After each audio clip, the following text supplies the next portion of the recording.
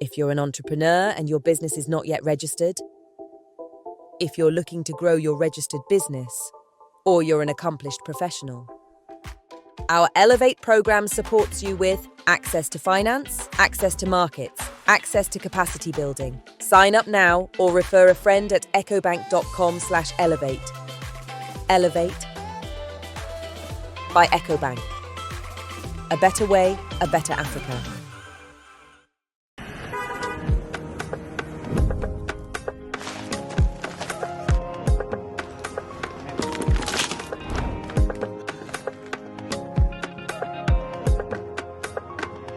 Yëpp lay fay. Sant yàlla.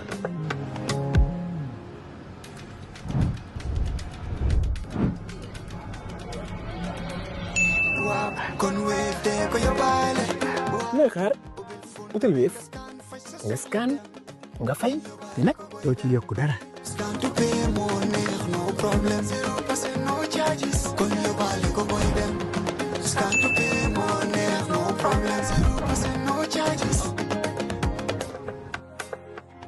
Jar Oil. The company have filling stations across the country, and our rates are relatively cheaper than anyone else across the country. Jar Oil is the biggest producer and distributor of cement in the country with the most competitive prices in the market. Let's see whether text messages have started coming in for the doctor. I have a few here. Hi, Peter.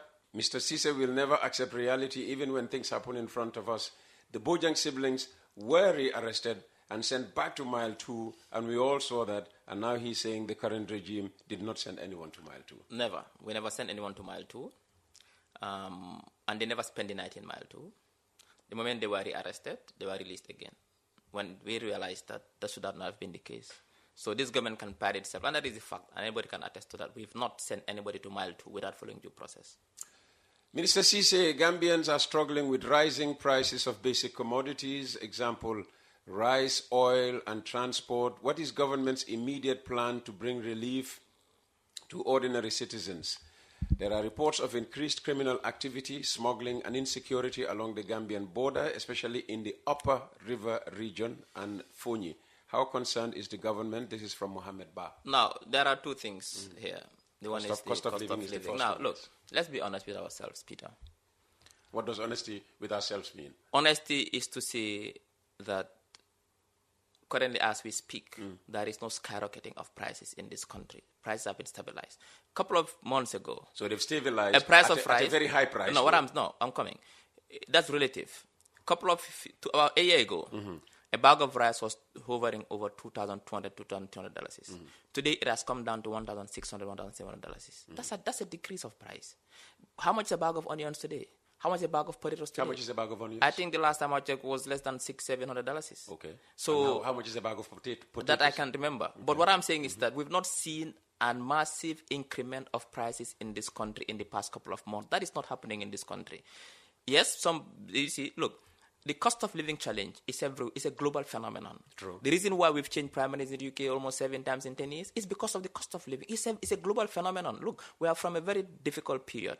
After COVID, where the two wars in two strategic places where grain and most of this and fertilizer and fuel products are coming from, and these are important for production. So obviously, there is no country in the world today that is not struggling and that is not facing the cost of living challenge. It's not happening. But as a government, we've taken measures to mitigate its impact. We know we have no control over it because we import almost everything that we need in this country. And when you import this Liverpool coffee jar, when there is global inflation and the price goes up in the global market, you import it with inflation. We don't grow rice that we eat in this country. If the price of rice goes up in India or in Pakistan, and the price of logistics, shipping goes up because of global shocks, what do you think for us to sell the rice at below profit? Then there'll be scarcity. Nobody will go and buy rice and bring it and sell it and make a loss. But what we've done as a government is through targeted interventions, subsidies, we mitigate the impact. That is why today, when you go to buy cash power and you buy $100, the kilowatt hour you get is because government has, you got more because government has subsidized energy sector for you. If you go to the fuel pumps and you buy fuel per liter, every liter you buy, government has a subsidy for you there.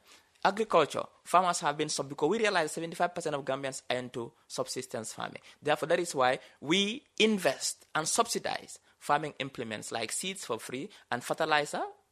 Some are for free, some we do subsidies. So all these subsidies, we subsidize university students' bus fares to go to Faraba and back again. So all these targeted subsidies is for Gambians to save money and have extra in their pocket. Right. But what I can tell you is that, look, in the sub-region today, Gambia has one of the cheapest food baskets in the sub-region. Okay. And recently, just to conclude there, in the UK, they are struggling to say, how can we really deal with the cost of living, to the extent that when the new Prime Minister came, Andy Bonham, he called his government the cost of living government, reducing VAT for household energy, and also making sure that the cap on public buses, because the cost of living is everywhere. If the US, if the UK, if the EU is struck with cost of living, look. What about small Gambia? Exactly. Is that what you're saying? Yeah. Okay, all right. The second bit of his question, Mohammed Ba, border tensions. Look, there is no insecurity. Upper River region, there is no insecurity. Having started in the 40s. There is no insecurity. There was an issue along the border with regards to demarcation of the border becoming is being resolved, and now those tensions are not flaring anymore, and they are under control, and there's the escalation. So there is no insecurity per se. Yes, there's a challenge of crime in this country, and every country has that challenge. There is no country which is crime free. But look, the data is there. It tells us that, yes, some crime, there's an increment, but also there is reduction in some crime. But you have to look at data across the board. What I can say with certainty, our government takes the safety of every Gambian very seriously. That is why we are investing heavily in the police. That is why recently you've seen the multi-agency patrols that we are seeing across the urban Gambia to ensure that Gambians are safe. But if I should sit here as Minister of Information, Media and Broadcasting Services to say that we are heading towards a crime-free Gambia, I'm lying to you. Okay. As society gets complex, as rural-urban migration increases, as pressures are put in urban Gambia, we'll see crime taking place. What we can do as a government is to mitigate and solve and prevent these crimes. Next contribution. Please ask Dr. Ceesay whether it is okay for the president to choose who becomes Speaker and Deputy Speaker of the National Assembly. How democratic is that? Is it rather for the head of the executive to choose the head of the legislature? The president doesn't choose the Doesn't Speaker. he? No. Who chose The National Assembly does the But it's voting. automatic. It has to be a nominated member. Yes. It's in the law, it's in the constitution. That is the president choosing. It is in the constitution. You think Fabakary Tombong with his age and CD Njai with the clout that he comes into the national. Let's forget it's Fabakary Tombong who stopped CD from being speaker. Let's forget the personalities and look at the law. This is provided for in the constitution. It was there even before President Barrow came to power. Confirming that it is the the process of selecting the speaker is codified in the sense that the president nominates 5 members, 5 people, provided by the constitution. And from this 5, but the National Assembly, and from this 5 will come the speaker. But who does the final picking? It's the National Assembly who votes. Ismaila, come on, look, listen. what I'm saying is that the bottom line is the executive. The bottom line is it's not illegal. It's provided for by the Constitution. So the president is not doing anything illegal. Okay, that's very true. He's doing nothing illegal. And it's been working for our democracy. Even under Yaya Jammeh? It's working for our democracy. You said it's been working for our democracy. Even under Yaya Jammeh? Yes, it's been working for our democracy. It's been working. The assembly has been working fine. And let me tell you something, Peter. Democracy is messy. Democracy is messy. In the US, for example, when elections take place in the US, a particular candidate can have the absolute majority number of votes. No, we understand. Okay. In our democratic setting, this is how things work, because you see, Winston Churchill once made a statement. Democracy is the worst form of government, except for those that have been tried from time to time. That what that means is that democracy, with all its shortcomings, is better than autocracy. It's better than agree. oligarchy. Let's move on. Better than aristocracy. The message So is our democracy is laid down like that. The process of choosing the speaker and the deputy speaker. I agree. And until it changes in the constitution, it will continue. So don't like blame the that. president. Whoever blamed the president? He is blaming the president. Or she. Or she. We didn't name anybody. Exactly. Hi, Uncle Peter. Can you ask Doctor, what is the state of hospital construction of the new hospital at Chairman, which the government promised to build? After the government denied the people of Chairman a modern hospital to be built by diaspora group. It was a while since I had an update on that, so I don't have any new updates. I'll bring it next week. Well, I have news for you. What The is government recently signed a contract with 4 contractors to go and build hospital facilities around Chairman. around the country. Yeah, of course, no, for that, around the no, country. for and that. one of them is for Chairman. Yes, exactly. So for there you go. that, and like I said, our government has. So for once I'm being government. Yes. So for that, let me you see on healthcare, we have a targeted approach to providing access to healthcare for Gambians, and infrastructure is top of the list. We are refurbishing Jao, we are refurbishing Buyam, we are building new health posts, we are going to lay the foundation stone for Brikama, we are going to lay foundation stone for Basse, and Chairman is one of them, like you said. So we really, for us, health infrastructure, you see, in the next 5 years, whoever will take over from President Barrow, whenever, your worry will not be building hospitals. Because the president's approach, let me tell you, his approach is to build the foundations of development. And what is that? Infrastructure. Because Gambia can only tap into 2 critical sectors to go to the next level. That is the agro-industry, and manufacturing, industrialization. Now, for us to succeed, you need infrastructure. You need roads, you need energy, you need water, you need hospitals. And that is the first phase of Gambia's march to total transformation is building the infrastructure. This is the basic, and that's what the president is doing. That is why all these hospitals are investing in, is to make sure that we have enough infrastructure so that the next stage is to, get other things done. Good morning, Uncle Peter. Can you ask Honorable Minister about the issue of traffic lights at road intersections? No junction has functional traffic lights. When will the government install them? I cannot tell you exactly when, but plans are on the way to make sure that once all these road constructions are done, the next phase will be the traffic lights, and also these traffic lights will be embedded in them CCTV recording and so on and so forth. So all these plans are on the way. For now, we are just building the roads. Then the road furnitures will come, and part of the road furnitures will be traffic lights as well. Good morning, Peter. Please ask the Minister about the Jokadu Road Bridge condition and what's going on with the new NEGMA ferry operations.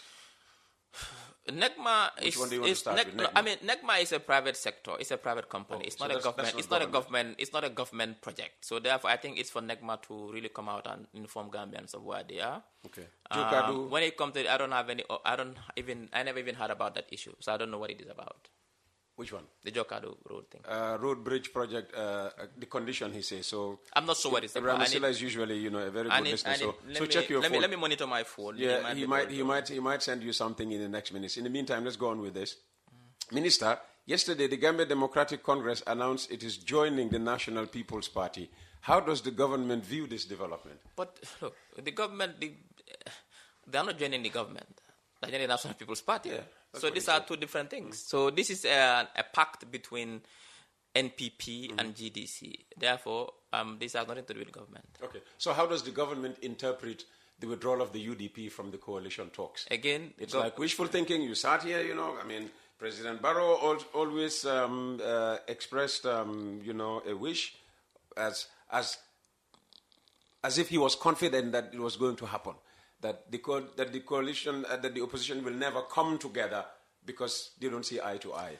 But I think President Barrow. It seems the prophecy, has come to pass. Anybody who is an observer of Gambian politics, and you're one of them because you once taught political science at the UTG. Any political analyst, worth his or her salt, should be able to predict the explosion of the coalition arrangement.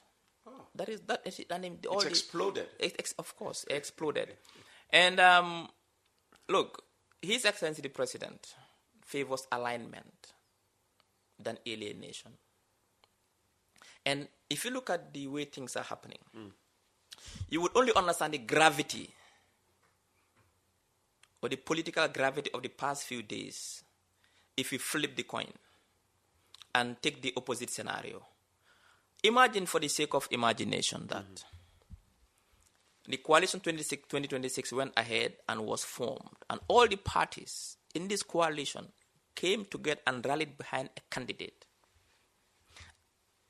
Concomitantly, one of a key ally of the president's alliance defects from the alliance and joins the coalition. That would have been a massive psychological blow, political blow for the alliance. But that did not happen. What has happened is that the political parties who are trying to contest the next elections, to compete His Excellency the President, all agreed that we cannot beat the President. There's no way we can, each individually, beat him. Therefore, what is our strategy? But he doesn't stand alone. I'm coming. He never stood alone. Let's make that very clear. Okay, I will come to that. Okay. That we cannot beat him alone individually and his alliance. So what do we need to do? Is for us to coalesce, form a coalition, so we have one candidate, all of us band together and go after him. But we knew it was going to fail. And it failed. Because why? All of these people they all want to lead. They all want to be the leader of the coalition. And there is nothing that brings them together, that binds them, except the fact that we want to remove President Barrow. They share no shared principles, no shared ideology, no shared values, no shared vision, no shared programs, nothing. The only thing that brings them together on the table is to say, the only common denominator is to say, we want President Barrow to go and I want to replace him. I want to replace. So how do you think they can form a coalition? It's not possible. Okay. So the writings were on the wall. And the way they were trying to treat the UDP was also unfair. How were they trying to treat the UDP? I mean, look, Peter, you cannot start a business project. Yeah. You bring potential business executives, the three of us here. And I'm going to contribute almost 90% of the finances of the equity. And you are going to bring only 2% or 0.5%. And you want us to share also the shares in the memorandum of association in terms of the power share, how do you call it again?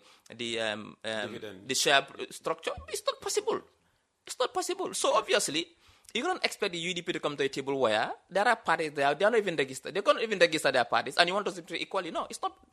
Nowhere in the world of politics that happens. See, there are two things. So for once, the UDP is right.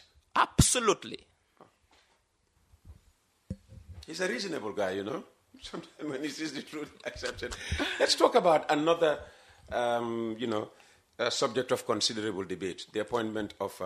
You hinted at it. The appointment of EDMO Fall as the next Chief Justice. We understand he's going to be sworn in on Friday. Yep. All right. How do you heard the debate? What's your judgment of that debate? Well, I think I rely on the advice of the Attorney General and Minister of Justice of this country to advise on legal issues. And the debate is a legal debate. Nothing more, nothing less. It's a legal debate. And I think the government is a responsible government. Therefore, the government must have really studied the situation and know that Mr. EDMO Fall is eligible and qualified to be Chief Justice. Full stop. Nothing else. He's qualified as per the Constitution. And like this, you're not worried about the concerns raised by the Gambia Bar Association? No, look, we listen to the concerns and we take them into account. But we didn't hear any response from government on the concerns of the Gambia Bar Association. And they were specifically addressing a decision of the president. So we expected either the presidency or the office of the spokesman or your ministry to put out a statement. No, we don't have to put out a statement. It's a concern raised. It's a public concern raised. They did not write to us direct to raise those concerns as far as I understand. It was a public concern raised and there's a public debate on it. But as far as we know, we're on track and we're in line and we're in order in appointing a new Chief Justice in a manner which aligns with the Constitution. What assurances can you give Gambians, especially those skeptical Gambians, that the judiciary will continue to be independent, especially in this year of election? One thing I can tell you is that the character of the president himself gives us that assurance. He never gets involved. Even where he, in some cases, know that he can have leverage using his privilege and as a president, he doesn't. He believes in democracy. He believes in the process. And no matter who's there, he will never get involved in the judiciary or try to sway the decisions and the partiality of the judiciary. One thing I can also tell you is that the Mr. Ide Mofal will bring enormous expertise to the judiciary. He'll modernize the judiciary. He'll innovate the judiciary. That's one thing. He will, and because he's from somewhere that, to be honest, that's the fact. The American judiciary is far more advanced than our judiciary. So someone who has worked there decades, when he comes to the Gambia, believe me, he'll inject some innovation in the judiciary. He'll inject some modernization in the judiciary, and he'll inject efficiency and effectiveness into the judiciary. But most importantly, he'll make sure that the judiciary remains independent. Okay, I've been asked to read this to you, and I'm sure it will bring a smile to your face. You earlier on spoke about the government's drive to modernize our health sector. Acknowledging the good in our country does not cost a single thing. While we undoubtedly grapple with a myriad of systemic challenges, the sheer brilliance and profound wealth of our human capital cannot and must not go unnoticed. True wealth is not merely measured in currency or infrastructure. It is found in the spirit of our people. Recently, this is personal testimony, my mother fell ill, granting our family a first-hand encounter with the Gambian medical system. It is all too easy to draw distinctions between healthcare abroad and healthcare at home, based solely on tangible resources. Yet what we lack in material wealth, our homegrown medical professionals more than make up for in dedication, brilliance, and a fierce commitment to patient and family-centered care. Mom was admitted to the Edward Francis Small Teaching Hospital with an elusive case. Given her advanced age, her medical team wisely advised against painful and invasive procedures. While her body fought, she faced an uphill battle. Ongoing medical interventions yielded only marginal improvements. She peacefully passed away on June the 17th, 2026. Though the loss is devastating, the care she received was nothing extraordinary.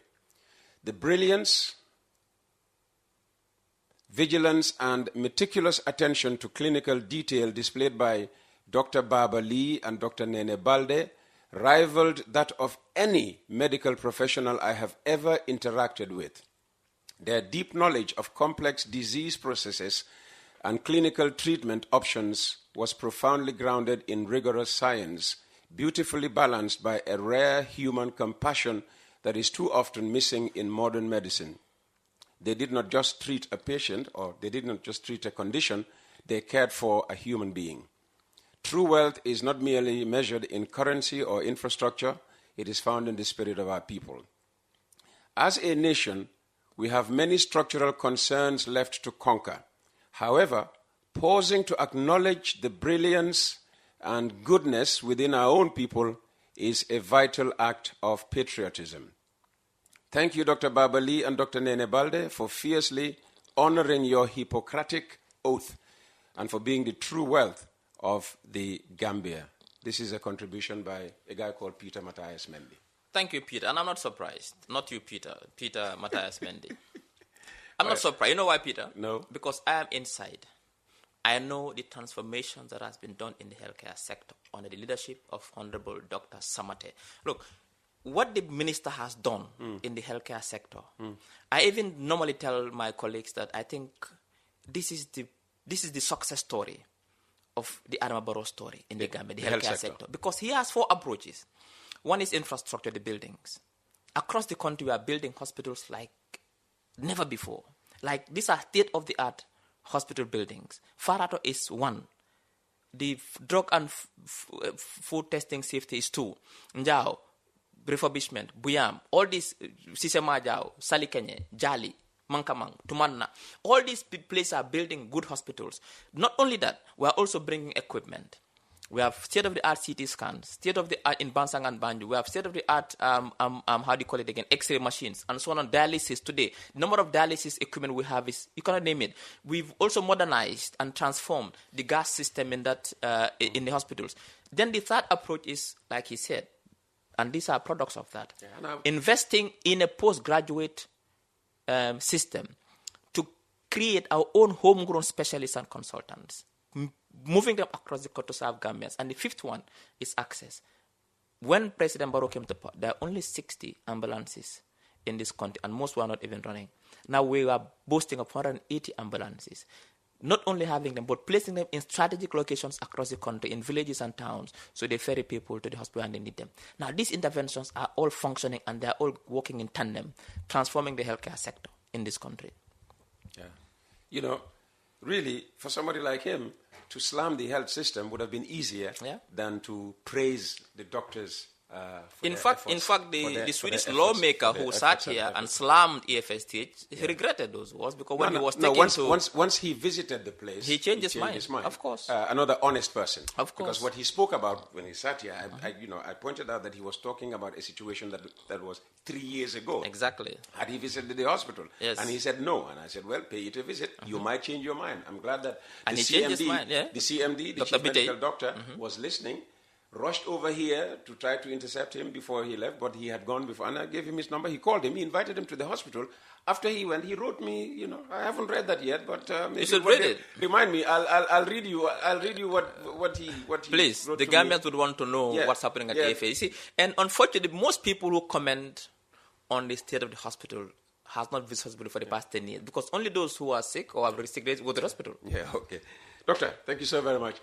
If you're an entrepreneur and your business is not yet registered, if you're looking to grow your registered business, or you're an accomplished professional, our Elevate program supports you with access to finance, access to markets, access to capacity building. Sign up now or refer a friend at ecobank.com/elevate. Elevate by EcoBank. A better way, a better Africa.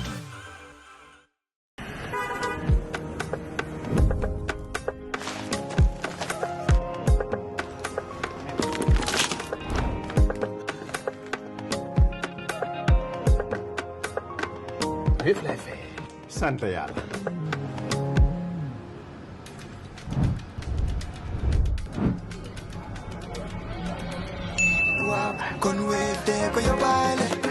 looy xaar utal Wave nga scan nga fay te nag doo ci yokku dara.